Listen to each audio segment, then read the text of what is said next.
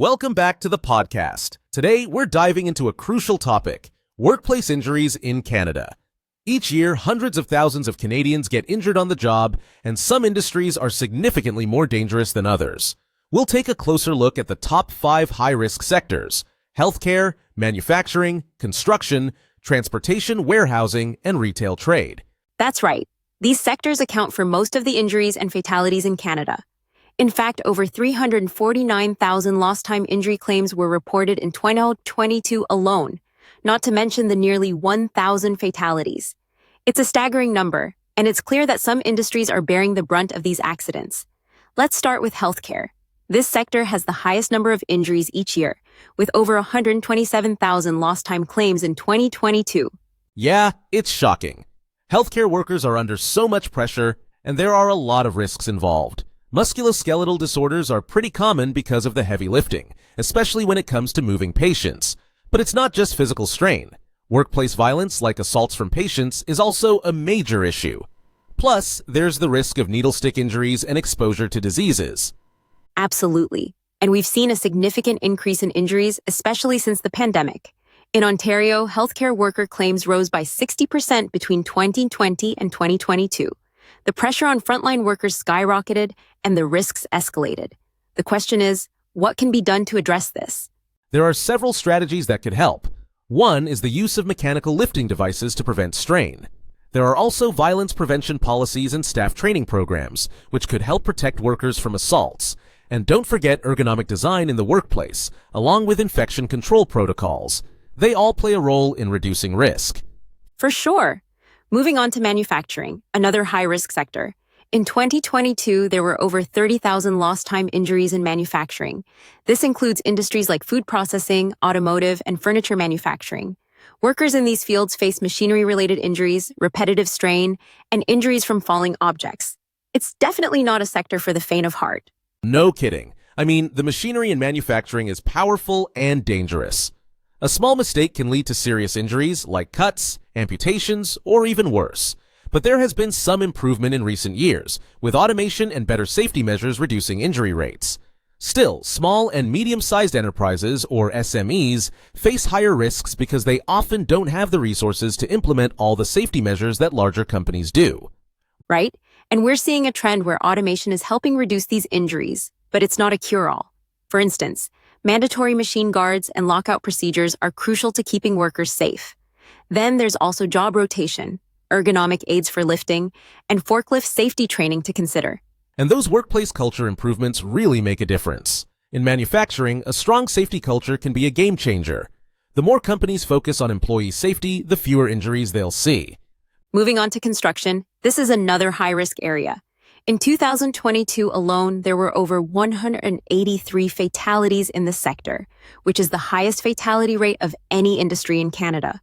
Falls, especially from heights, are the leading cause of deaths. But it's not just falls. Being struck by or caught between objects, electrocutions, and injuries from tools are all common too. It's such a dangerous environment, and the fatality rates have remained pretty steady for decades. There have been some improvements in injury frequency, but when you're dealing with heights and heavy machinery, the risks are always going to be high. The big issue here is that many smaller companies in the construction sector don't have the same resources to prioritize safety. That's a big problem, especially when it comes to fall protection. It's essential for workers to have fall protection if they're working above 3 meters. Plus, ongoing safety training, toolbox talks, and strong site supervision are all vital. PPE, like hard hats and harnesses, is also non-negotiable. And let's not forget about the importance of regular equipment and scaffold safety checks. These simple actions can go a long way in preventing accidents. Moving on to transportation and warehousing, this is a huge area, covering everything from trucking to logistics.